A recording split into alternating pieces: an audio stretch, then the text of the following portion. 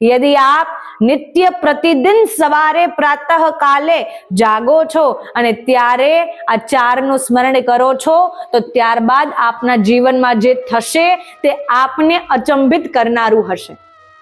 આ ચારનું સ્મરણ કરવાથી આપના જીવનમાં ચમત્કાર બનવાના પ્રારંભ થઈ જાય છે। આ ચારનું યદિ આપ સ્મરણ કરો છો આપના જીવનમાં ભાગ્ય બદલવાનું પ્રારંભ થઈ જાય છે। આપના જીવનની નકારાત્મકતાનો નાશ થાય છે અને સકારાત્મક ઉર્જાનો સંચાર થાય છે। યદિ આપ આ ચારનું નિત્ય પ્રતિદિન સ્મરણ કરો છો તો સૌથી વિશેષ લાભ એ છે કે આપના જીવનમાં રાજયોગ તે દિવસથી જ પ્રારંભ થઈ જાય છે। જય શ્રી કૃષ્ણ। સર્વદેવમય સર્વતીર્થમય મુક્તિદાયિની ગૌ માતા की जय। श्री गिरिराज धरण की जय। श्री कामधेनु मात की जय। अपने अपने गुरुदेव की जय। सुरूपा बहुरूपाश्च विश्वरूपाश्च मातरः गावो मामुपतिष्ठन्ति मिति नित्यं प्रकीर्तये। सुंदर सुंदर रूपो वाળી बहुरूपो वाળી ગૌઓ સદૈવ મારા નિકટ રહે, હું સદૈવ ગૌઓના નિકટ રહું। ગૌ માતાનું નામ સંકીર્તન કરવાથી મનુષ્યની કીર્તિમાં વૃદ્ધિ થાય છે અને મનુષ્યને દરેક સુખની પ્રાપ્તિ પણ થાય છે। આપણા સનાતન ધર્મમાં એક ગુપ્ત નિયમ છે કે સવારે જાગતા વેત જ સવારે પ્રાતઃકાલ આપણે જાગીએ અને સૌથી પહેલા સૌ પ્રથમ આ ચારનું સ્મરણ કરવું એ આપણા સનાતન ધર્મનો નિયમ બતાવ્યો છે। આ ચારનું જ કેમ સ્મરણ કરવું? યદિ આપ નિત્ય પ્રતિદિન સવારે પ્રાતઃ કાલે જાગો છો અને ત્યારે આ ચારનું સ્મરણ કરો છો તો ત્યારબાદ આપના જીવનમાં જે થશે તે આપને અચંબિત કરનારું હશે। આ ચારનું સ્મરણ કરવાથી આપના જીવનમાં ચમત્કાર બનવાના પ્રારંભ થઈ જાય છે। આ ચારનું યદિ આપ સ્મરણ કરો છો આપના જીવનમાં ભાગ્ય બદલવાનું પ્રારંભ થઈ જાય છે। આપના જીવનની નકારાત્મકતાનો નાશ થાય છે અને સકારાત્મક ઉર્જાનો સંચાર થાય છે। યદિ આપ આ ચારનું નિત્ય પ્રતિદિન સ્મરણ કરો છો તો સૌથી વિશેષ લાભ એ છે કે આપના જીવનમાં રાજયોગ તે દિવસથી જ પ્રારંભ થઈ જાય છે। યદિ આપ નિત્ય પ્રતિદિન પ્રાતઃકાલ આ ચારનું સ્મરણ કરો છો તો આપના જીવનમાં ક્યારેય દુઃખ ટકી શકતું નથી અને જે વ્યક્તિ પ્રાતઃકાલ આ ચારનું સ્મરણ કરે છે તેની રક્ષા સાક્ષાત દેવતાઓ કરે છે, સાક્ષાત ભગવાન કરે છે। યદિ આપ આ ચારનું સ્મરણ કરી રહ્યા નથી, બહુ મોટું આપ કંઈક ખોઈ રહ્યા છો। કંઈક એવું વિશેષ લાભ છે, કંઈક એવી વિશેષ કૃપા છે, બહુ મોટી કૃપા આપ ખોઈ રહ્યા છો કેમ કે આપના જીવનમાંથી એ કૃપા લુપ્ત થઈ રહી છે કેમ કે આપ આ ચારનું સ્મરણ કરી રહ્યા નથી। અને જો આપ આ ચારનું સ્મરણ કરી રહ્યા છો આપના ભાગ્યમાં પ્રભાવ પડવા લાગે છે અને આપનો રાજયોગ તે દિવસથી પ્રારંભ થઈ જાય છે। એવું તે શું આપણે સ્મરણ કરવાનું છે? એ જ સ્મરણ કરવાનું છે જે આપણા શાસ્ત્રો, આપણા વેદો, આપણા ગ્રંથો આપણને સૂચવી રહ્યા છે। આદિ અનાદિ કાળથી આપણને સૂચવી રહ્યા છે પરંતુ આપણે સાંભળી રહ્યા છીએ તેના પણ ક્યારેય અમલ કરી શક્યા નથી, તેને પોતાના જીવનમાં ક્યારેય પ્રભાવિત કરી શક્યા નથી કેમ કે આ ચારનું સ્મરણ આપણે બહુ સરળતા સમજી લઈએ છીએ। અરે આ તો કંઈ કરવાનું જ ન હોય, કંઈ આપણે સમજતા જ નથી એટલા માટે આપણે એ સ્મરણ કરી શકતા નથી। પરંતુ આ સ્મરણ તો આદિ અનાદિ કાળથી આપણા વેદો, આપણા ઋષિ મુનિઓ આપણને બતાવતા આવે છે અને આપણા ગુરુજનો, આપણા આચાર્યજન આપણને સમજાવતા આવે છે। પરંતુ આપણું ક્યારેય કદાચિત આ ચાર સ્મરણ પર ધ્યાન નહીં ગયું હોય પરંતુ આ ચાર સ્મરણ એટલા પાવરફુલ છે કે યદિ નિત્ય પ્રતિદિન આપ પ્રાતઃકાલ જાગીને પોતાના જીવનમાં આ ચાર સ્મરણને એડ કરી દો છો તો આપનું જીવન અને આપનો દિવસ બહુ સુંદર જાય છે અને આપનું જીવન દિવ્યતાથી ભરાઈ જાય છે। કહેવાય છે કે આપણે જે સ્મરણ સાથે આપણા દિવસનું પ્રારંભ કરીએ છીએ, આપણા દિવસની શરૂઆત કરીએ છીએ, એ જ સ્મરણનો પ્રભાવ આપણા આખા દિવસમાં આપણા પર પડે છે. એટલા માટે આપણા વેદો, આપણા શાસ્ત્રો અને આપણા ગ્રંથો આપણને સૂચવે છે કે નિત્ય પ્રતિદિન સવારે જાગતા વેદ પ્રાતઃ સ્મરણના રૂપે આપણે આ 4 સ્મરણ કરીને 4 ને દંડવત પ્રણામ કરવાના છે. પહેલું છે માતા પિતા, બીજું ગુરુ, ત્રીજા ભગવાન અને ચોથી છે ગૌ માતા. માતા પિતા, ગુરુ, ભગવાન અને ગૌ માતાને જે વ્યક્તિ નિત્ય પ્રતિદિન સ્મરણ કરે છે, જે વ્યક્તિ નિત્ય પ્રતિદિન પ્રાતઃ કાલે દંડવત પ્રણામ કરે છે, એ વ્યક્તિનો રાજયોગ એ જ દિવસથી પ્રારંભ થઈ જાય છે. તો એટલા માટે આપણે યદિ આ 4 સ્મરણથી આપણા દિવસનો પ્રારંભ કરીએ છીએ તો આપણું ભાગ્ય પરિવર્તિત થવાનું તે જ દિવસથી પ્રારંભ થઈ જાય છે અને જે સફળતા પ્રાપ્ત કરવા માટે આપણે દોડી રહ્યા છીએ તે સફળતા આપણને સરળતાથી પ્રાપ્ત થઈ શકે છે. પહેલું સ્મરણ કીધું માતા પિતાનું.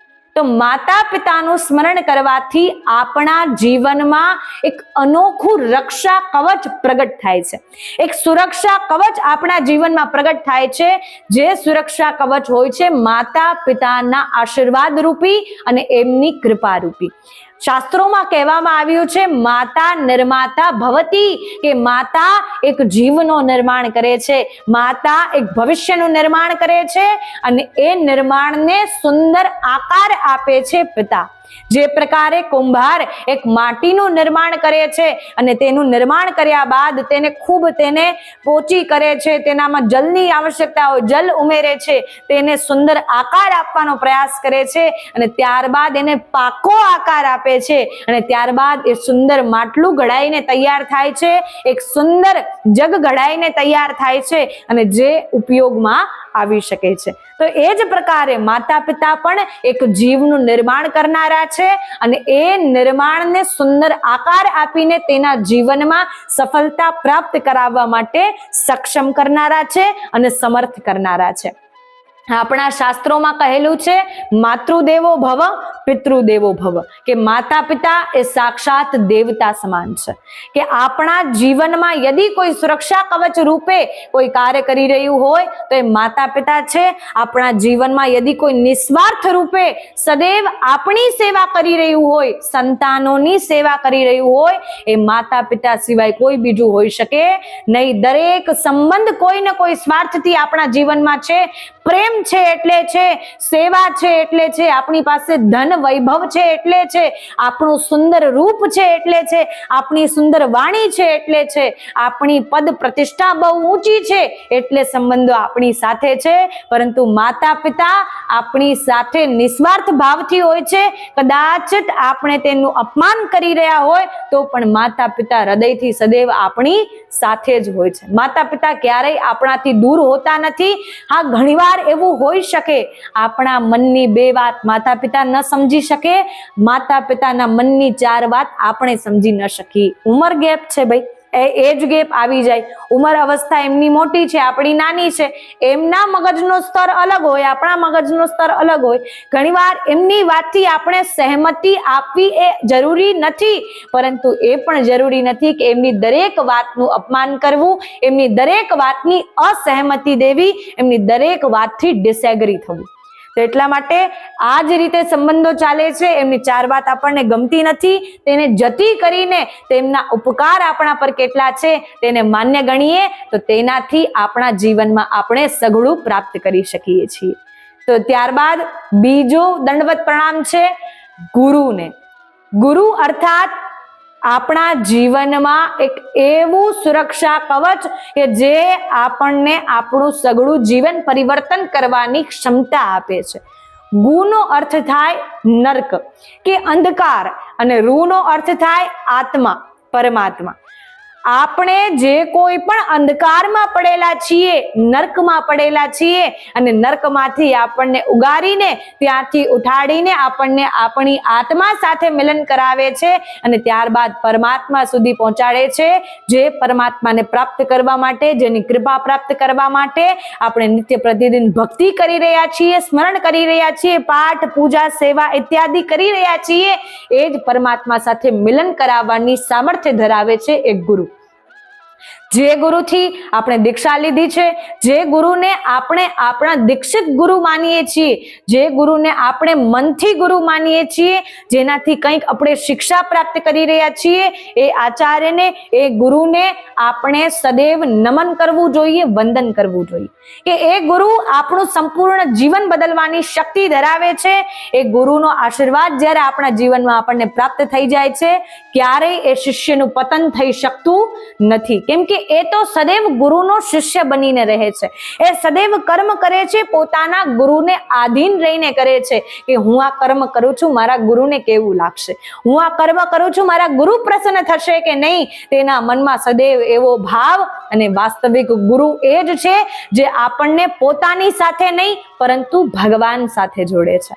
એટલા માટે ગુરુ સદૈવ નિસ્વાર્થ ભાવથી આપણા જીવનમાં સેવા આપે છે અને સદૈવ આપણું જીવન બદલવાના પ્રયાસ કરે છે. ગુરુની સેવાથી, ગુરુના સ્મરણથી આપણી આભા વધે છે, આપણો ઓરા એ તેજ થાય છે, આપણને તેજ અને બુદ્ધિની પ્રાપ્તિ થાય છે, નકારાત્મક વિચારોનો નાશ થાય છે, સકારાત્મક વિચારોનો સંચાર થાય છે, અને આપણી નિર્ણય શક્તિ વધે છે. મનમાં જેટલી પણ પ્રકારની ભ્રમણા જે આપણને સફળતા પ્રાપ્ત કરાવવામાં રોકી રહી છે, તે આપણા મનમાં ભ્રમણાનો પણ નાશ થાય છે, અંધકારનો નાશ થાય છે, અને એક અનન્ય પ્રકાશનું પ્રાગટ્ય થાય છે ગુરુના સાનિધ્યમાં. તો એટલા માટે ગુરુના સાનિધ્યમાં જ રહીએ અને ગુરુની આજ્ઞાનું સદૈવ પાલન કરીએ અને ગુરુની કૃપા અને આશીર્વાદ મેળવવા માટે સદૈવ તેમનું સ્મરણ કરતા રહીએ. તો પહેલું પ્રણામ છે માતા પિતાના ચરણોમાં દંડવત પ્રણામ, બીજું છે ગુરુના ચરણોમાં દંડવત પ્રણામ, ત્રીજું સ્મરણ છે ભગવાનનું. જે પણ ઇષ્ટ દેવી દેવતાઓને આપ માની રહ્યા છો, જેનું સ્મરણ નિત્ય પ્રતિદિન કરી રહ્યા છો, જેમના નામની માળા કરી રહ્યા છો, જેમના પાઠ પૂજા કરી રહ્યા છો, એ ઇષ્ટ દેવ અથવા દેવી દેવતાઓનું સ્મરણ કરવું, આપણા ભગવાનનું સ્મરણ કરવું, આપણા સેવ્ય સ્વરૂપનું સ્મરણ કરવું, તેમને સ્મરણ કરવું. હે ભગવાન, હે પ્રભુ, આપના કમલયુપી ચરણોમાં સાષ્ટાંગ દંડવત પ્રણામ. દંડવત પ્રણામ કહેતાનો ભાવ એ છે કે જે પણ વ્યક્તિના દિવસનો પ્રારંભ ભગવાનને દંડવત પ્રણામ કરવાથી થાય છે, જેનું સ્મરણ કરવાથી થાય છે, તે વ્યક્તિને આખા દિવસમાં કોઈ પણ અસફળતાની પ્રાપ્તિ થઈ શકતી નથી.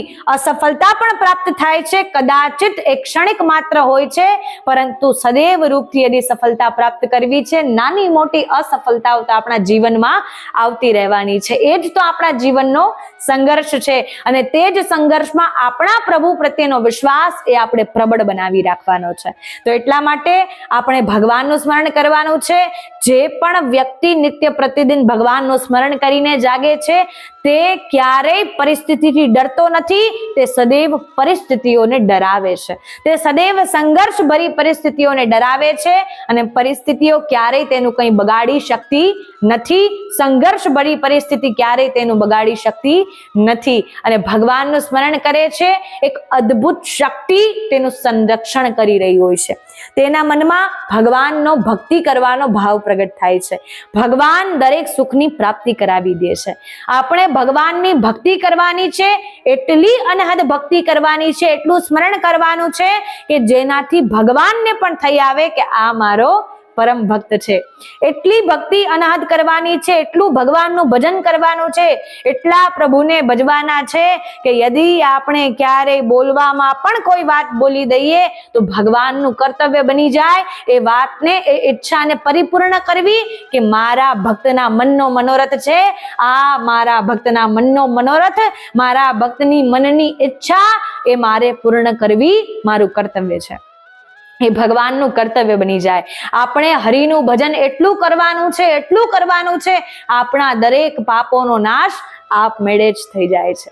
हरि भजन कर तो इतना कर कि हरि भजन की हद कर दे और भजन के जोर से प्यारे यमराज के खाते को भी रद्द कर दे. કે જ્યારે આપણે હરિને ભજવા તો એટલા ભજવા કે પૂર્ણ વિશ્વાસ સાથે ભજવા, આપણા દરેક પાપોનો નાશ થઈ જાય અને યમરાજ જે બહી ખાતું લઈને બેસે છે, આના આટલા પાપ આના આટલા પુણ્ય, એ ખાતું જ રદ થઈ જાય. એવું આપણે હરિનું ભજન કરવાનું છે.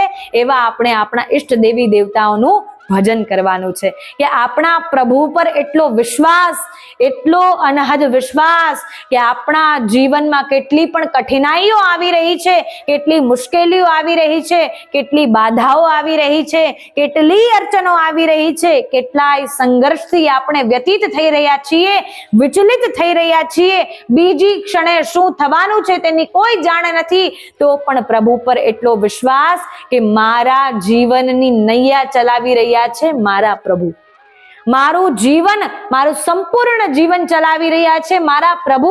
તો મારા પ્રભુ પર મને પૂર્ણ વિશ્વાસ છે, એ મારા જીવનમાં ક્યારેય મારું ખોટું થવા દેશે નહીં. મારી મહેનતનું ફળ મને અવશ્ય પ્રાપ્ત થઈને રહેશે. એટલો વિશ્વાસ હોવો જોઈએ. આટલું ભજન કરો છો, આટલી ભક્તિ કરો છો, પ્રભુ પણ એક ક્ષણ પણ શંકા ન આવવી જોઈએ. યદિ આપ ચિંતા કરી રહ્યા છો ભવિષ્યની, અર્થાત આપને શંકા છે આપના પ્રભુ પર, અર્થાત આપને શંકા છે આપની પ્રભુ પ્રત્યે કરેલી ભક્તિ પર, કે ભક્તિ પર આપને શંકા છે. યદિ શંકા નથી તો ચિંતા કઈ વાતની, અને ચિંતા છે તો પછી આપનો વિશ્વાસ કઈ વાતનો. એટલા માટે પ્રભુ પર શંકા નહીં, વિશ્વાસ કરો.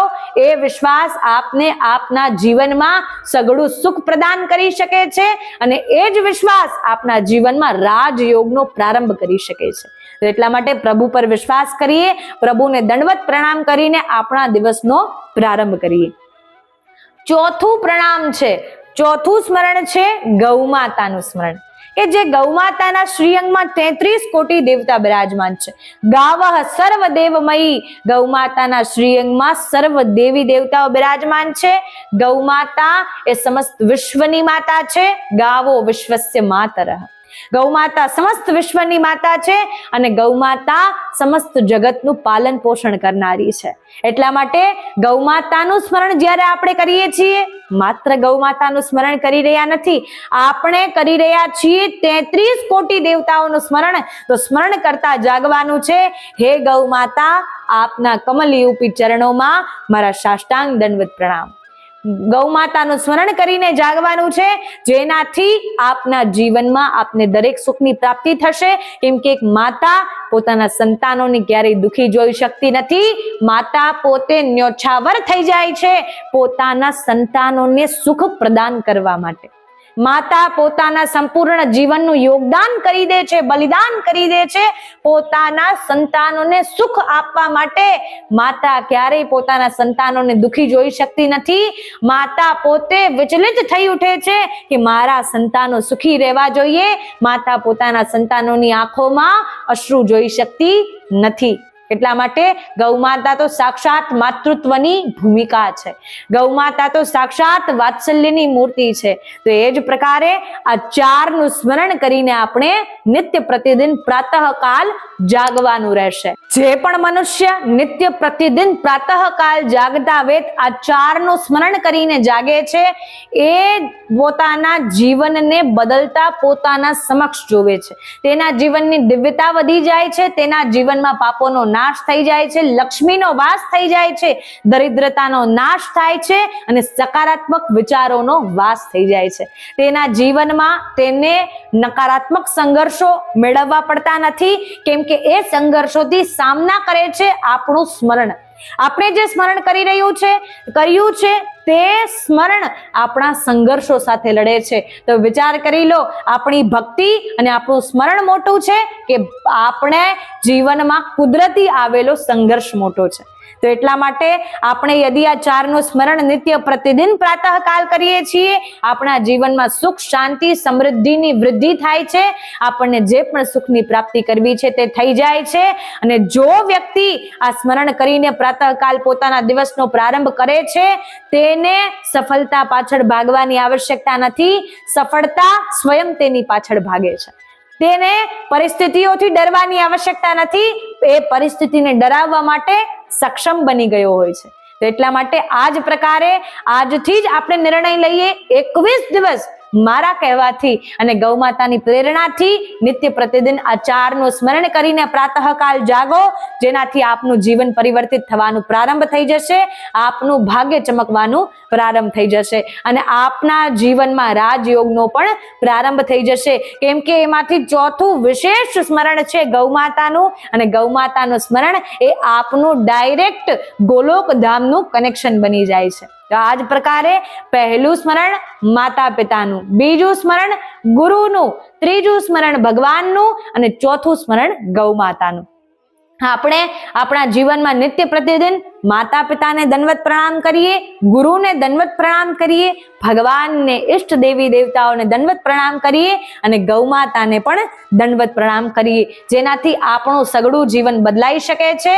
અને વિશેષ વાત કે આપના જીવનમાં રાજયોગ પ્રારંભ થશે આજથી જ, યદી આપ મનમાં સંકલ્પ લઈ લો છો કે નિત્ય પ્રતિદિન આ 4નું સ્મરણ કરીને મારે જાગવું છે અને મારા દિવસનો પ્રારંભ કરવો છે. તો આ જ રીતે ગૌ માતાની સેવા કરતા રહો. ગૌ માતાની સેવા કરવા માટે અન્ય ભક્તોને પણ પ્રેરિત કરો, જેનાથી આપને પણ અધિક સહસ્ત્ર ગુણા પુણ્યોની પ્રાપ્તિ થશે. ગૌ કથા શ્રવણ કરતા રહો. જે ગૌ ભક્ત ગૌ કથા શ્રવણ કરે છે, શ્રવણ કરાવે છે, તે અધિક સહસ્ત્ર ગણા પુણ્યોની પ્રાપ્તિ કરી શકે છે. ગૌ માતા અવશ્ય આપનું કલ્યાણ કરશે. આપના પિતૃદેવની કૃપા આપના પર સદૈવ બની રહે તેવા આશીર્વાદ છે. ગૌ માતા સદૈવ આપનું કલ્યાણ કરે તેવી પ્રાર્થના છે ગૌ માતાને. આપણે ગૌ માતાની સેવા કરતા રહીએ. જય શ્રી કૃષ્ણ, જય ગિરિરાજ.